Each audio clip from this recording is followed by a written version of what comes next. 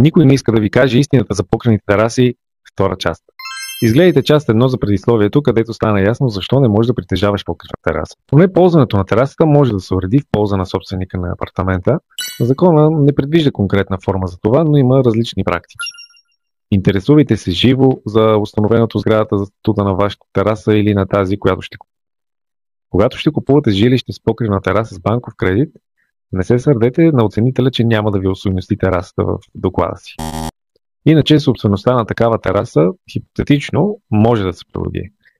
Имате описана по начина, по който ви разказах в предходното видео, имате правото на строеж, вземате съгласието на етажните собственици за проект за някакво застрояване върху нея и го изпълнявате законово. Казвам хипотетично, защото ако е могло да е било направено преди вас. Вероятно с проекта за надстрояване бихте нарушили ограничението за коефициент за интензивност, КИНТ или котата корница на сградата. Любопитна и шокираща е и темата за ремонта на тия тераси, но тя е твърде дълга за това видео.